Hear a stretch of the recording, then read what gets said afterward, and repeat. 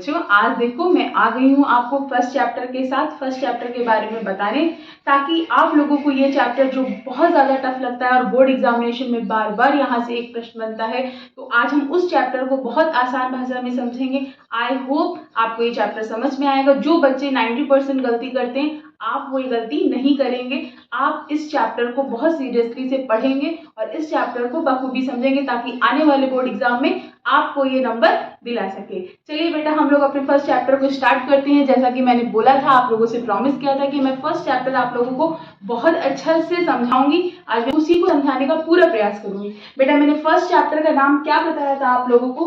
First chapter का नाम बेटा मैंने आप लोगों को बताया था वैद्युत आवेश तथा वैद्युत क्षेत्र। तो बेटा आज हम किसके बारे में समझेंगे? वैद्युत आवेश के बारे में समझेंगे। किसके बारे में? वैद्युत आवेश के बारे में। तो सबसे पहले आप लोग मुझे ये बताइए कि आप विद्युत के बारे में जानते हैं? क्या आवेश के बारे में जानते हैं? और ये किसने बताया होगा भाई, क्या है वैद्युत और क्या है आवेश? तो बेटा वैद्युत आप सभी के घर में बल्ब जलना, पंखे का चलना, ये सब क्या है, ये किस तरह क्यों चल रहा है बेटा? क्योंकि इसमें क्या है? इसमें इलेक्ट्रिसिटी है आपकी। इसमें क्या है? इसमें करंट है आपका। इस वजह से ये उपकरण चल रहे हैं।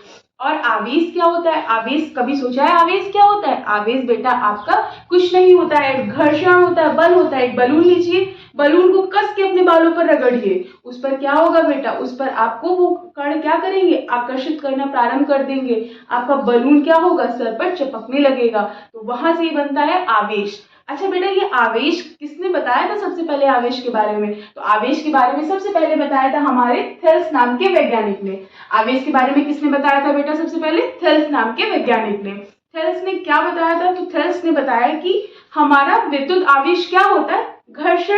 घर्षण बल जब हम किसी पर लगाते हैं तो वो कण हमारी ओर आकर्षित होने लगे। उन्होंने उसी को, आकर्षण की प्रक्रिया को उन्होंने क्या बोल दिया? आवेश बोल दिया। तो आप लोगों को बात ये समझ में आ गई कि बल और आकर्षण, दो शब्द आपको मिल गए, बल और आकर्षण। तो यानी जहां बल लग रहा होगा, आकर्षण हो रहा होगा, वहां क्या लग रहा होगा? वैद्युत आवेश लग रहा होगा। तो चलिए समझते हैं वैद्युत आवेश की हमारी क्या परिभाषा है, क्या इसको बोलते हैं, क्या इसका मात्रक है, इससे बनने वाला हमारा न्यूमेरिकल क्या होगा जो बोर्ड एग्जामिनेशन में हमें नंबर दिलाएगा। ठीक है, चलो वैद्युत आवेश की परिभाषा बेटा समझेंगे। पदार्थ का वह गुण जिसके कारण वैद्युत बल लगता है। पदार्थ का वह गुण जिसके कारण क्या लगता है बेटा? वैद्युत बल लगता है। मैंने बोला था ना, जहां पर बल लग रहा हो और आकर्षण लग रहा हो।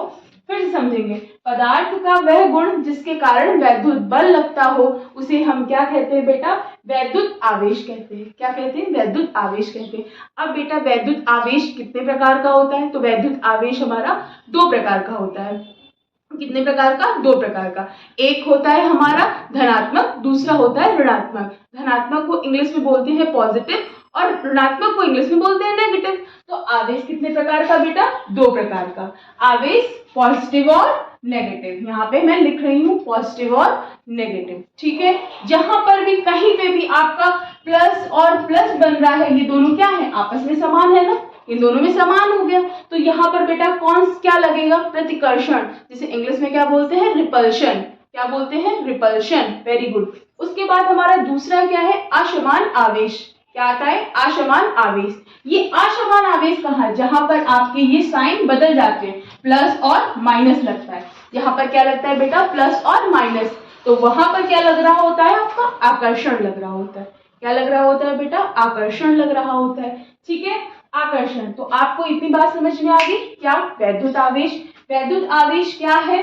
पदार्थ का वह गुण जिसके कारण वैद्युत बल उत्पन्न होता है। आई होप आपको बल मालूम होगा। बल क्या होता है बेटा? बल तो मालूम होना चाहिए ना, बल आपको पता करना चाहिए। बल अगर नहीं पता है तो कमेंट में सब बच्चे बताएंगे कि ये बल क्या होता है भाई। ऐसे कैसे? बल क्या होता है ये सब आप मुझे सब कमेंट में बताएंगे कि बल क्या होता है। ठीक है, चलिए इतनी बात आपको समझ में आ गई। फिर से समझते हैं, एक बार रिकॉल करते हैं चीजें। आवेश क्या है बेटा? आवेश हमारा वैद्युत बल के कारण उत्पन्न होता है। वह क्या? वैद्युत आवेश। आवेश कितने प्रकार का होता है? दो प्रकार का, पॉजिटिव और नेगेटिव। जहां पर समान इक्वल चार्ज है वहां पर बेटा प्रतिकर्षण है। जहां पर हमारा इक्वल चार्ज नहीं है वहां पर हमारा आकर्षण है। ठीक है, अब आवेश की बेटा क्या प्रॉपर्टी होती है? हमें ये भी तो जानना है, क्या गुण है भाई आवेश के? तो पहला गुण है हमारा कुल आवेश सभी आवेशों का योग होता है। कुल आवेश सभी आवेशों का योग होता है, ठीक है। चलिए दूसरा हमारी प्रॉपर्टी क्या है, ना ही इसे आवेश को ना ही बेटा उत्पन्न किया जा सकता है और ना ही नष्ट किया जा सकता है। तो इससे एक बात समझ में आई, ये कहाँ पे सुना था आपने, बताइए बताइए। ये ऊर्जा के नियम में सुना है बेटा। ऊर्जा को ना तो नष्ट किया जा सकता है और ना ही उत्पन्न किया जा सकता है, ऊर्जा को बस एक फॉर्म से दूसरे फॉर्म में ट्रांसफर किया जा सकता है, ठीक है। तो आवेश का भी वही प्रॉपर्टी दूसरी बनती है, ना ही इसे उत्पन्न कर सकते हैं और ना ही इसे समाप्त कर सकते हैं, ठीक है। चलिए हमारी बात इतनी, ये हमारी प्रॉपर्टी हो गई। दो प्रॉपर्टी बनती है कि कुल आवेश क्या होगा, सभी आवेशों का गुण। जैसे कि आप लोगों ने पढ़ा भी होगा, Q वैल्यू किससे बनी है, Q1 plus Q2 plus Q3 plus dash dash dash Qn। तो ये इस तरह की प्रॉपर्टी हमारी क्या कहलाएगी, पहली प्रॉपर्टी। यानी आवेशों का योग सभी आवेशों के योग के बराबर होता है। आवेशों को ना तो उत्पन्न किया जा सकता है और ना ही नष्ट किया जा सकता है। अब मोस्ट इंपॉर्टेंट, जैसा कि मैंने लिख रखा है, बोर्ड एग्जाम में फिक्स है, यहाँ से एक क्वेश्चन आता ही आता है। जैसे Q बराबर NE, ये Q क्या है बेटा, स्मॉल q हमारा क्या होता है, आवेश होता है। N क्या है, इलेक्ट्रॉनों की संख्या है। E क्या है, हमारा इलेक्ट्रॉन पर आवेश है। Q आवेश, N इलेक्ट्रॉनों की संख्या और E है हमारा इलेक्ट्रॉन पर आवेश। अब इसका जो ये बेटा मान लिखा हुआ है, ये आपको याद ही होना चाहिए। E बराबर 1.6 इंटू 10 की पावर -19 कूलाम। बेटा समझ में आ रहा है ना, क्या क्या हमने पढ़ लिया अभी तक। बेटा हमने वैद्युत आवेश के बारे में जान लिया है और हमने वैद्युत आवेश का एक हमने फॉर्मूला जान लिया है, ई का मान जान लिया है, ये ई क्या होता है। अगर आपको हमारा ये वीडियो पसंद आ रहा है तो वीडियो को लाइक करिए, सब्सक्राइब करिए और कमेंट करिए, ठीक है ना। चलिए अब लोग नेक्स्ट टॉपिक के बारे में जानेंगे कि नेक्स्ट टॉपिक, अरे सॉरी गलती हो जाती है बेटा, मात्र तो नहीं किया। तो जिसमें बेटा मात्र और विमा दोनों ही इंपॉर्टेंट है, ठीक है। तो हमारी मात्रक क्या है, तो मात्रक बेटा कूलाम है। सबसे पहले कूलाम नाम के वैज्ञानिक ने ही आवेश को नाम दिया था कि ये ना ही घर्षण है ना ही आकर्षण है, ये क्या है हमारा, ये आवेश है, एक प्रकार का चार्ज है।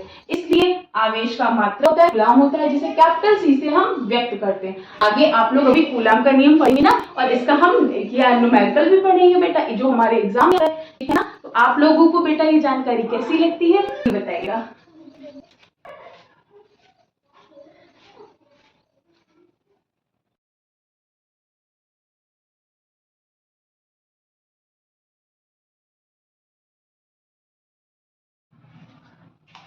वैद्युत आवेश की मात्रक क्या होते हैं बेटा, वैद्युत आवेश का पहले तो फॉर्मूला जानते हैं हमारा। जब हमें सूत्र पता होगा तब ना मात्रक बना पाएंगे। चलिए मात्रक जानते हैं बेटा। वैद्युत आवेश का हमारा फॉर्मूला क्या होता है, वैद्युत आवेश का फॉर्मूला होता है वैद्युत धारा इंटू समय।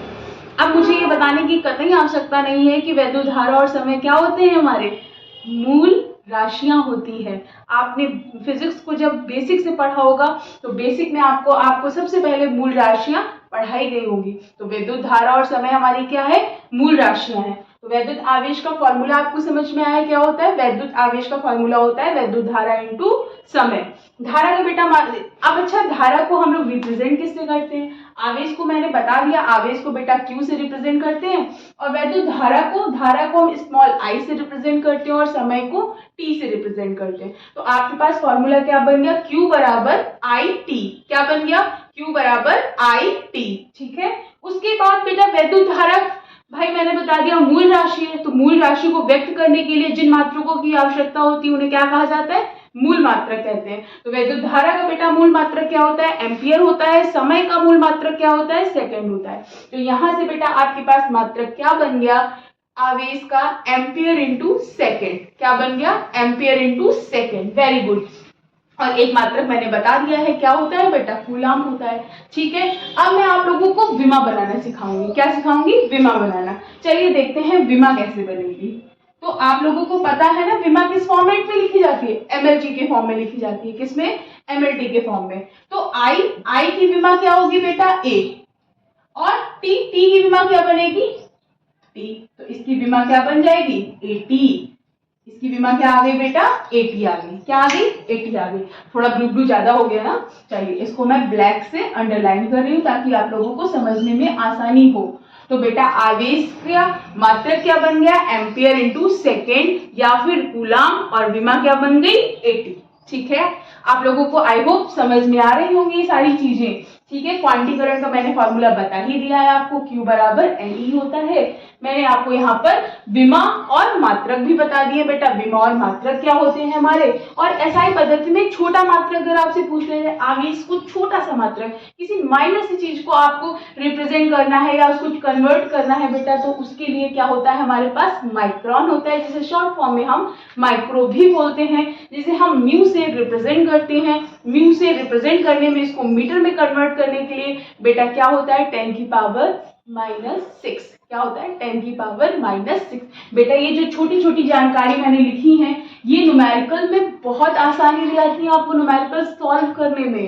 समझ में आ रही है बात। अब हम किस पे आएंगे बेटा, अब हम आएंगे अपने न्यूमेरिकल पे, कि किस तरह के न्यूमेरिकल हमारे बनते हैं और किस तरह से हमें न्यूमेरिकल को सॉल्व करना चाहिए। न्यूमेरिकल से डर क्यों, न्यूमेरिकल को बहुत आसान। देखो बेटा, फिजिक्स पढ़ने के लिए मैंने पहले भी आपको बता रखा है किस तरह से पढ़ेंगे फिजिक्स। सबसे पहले हम थ्योरी कवर करेंगे, थ्योरी के बाद बेटा हमें उसमें मात्रक विमा पढ़नी होती है। उसके बाद बेटा हमें उसकी मात्रक विमा पढ़ने के बाद अगर उसमें डेरिवेशन तो मैं डेरिवेशन पढ़, देन उसके बाद न्यूमेरिकल लगाइए। न्यूमेरिकल से किसी बात का डर है ही नहीं, न्यूमेरिकल तो बहुत आसान होते हैं थ्योरी से, बस कॉन्सेप्ट क्लियर होना चाहिए। जब तक आपके कॉन्सेप्ट क्लियर नहीं होंगे बेटा, तब तक आप लोगों को चीजें समझ में नहीं आएंगी। तो इस तरह से चीजें समझनी बेटा बहुत जरूरी होती हैं। अब हम लोग न्यूमेरिकल के लिए नेक्स्ट पार्ट देखेंगे, नेक्स्ट वीडियो में समझेंगे चीजों को। आप इसे कॉपी में नोट डाउन करेंगे, चीजों को बार बार रिवाइज करेंगे और याद करेंगे। आई होप आप सभी को ये वीडियो पसंद आएगा बेटा। आप लोग मेरे इस चैनल पर बने रहिए। मेरा क्यों, ये चैनल तो आपका ही है, और ये हर उस सरकारी विद्यालय के बच्चों तक पहुंचा दीजिए जिनके पास फीस की कमी है, ट्यूशन फीस नहीं है बेटा, जिनके पास कॉलेज में आप बहुत अच्छा नहीं पढ़ पा रहे हैं, उन सभी के पास ये वीडियो पहुंचा दीजिए, ताकि वो सब फिजिक्स को, जितना हाइप बना रखा है फिजिक्स टफ होती है बेटा, फिजिक्स बहुत आसान होती है, उसे हम आसान भाषा में अपने ही चैनल पर पढ़ेंगे, जिसका नाम है physics with Deepti. Bye bye बच्चों।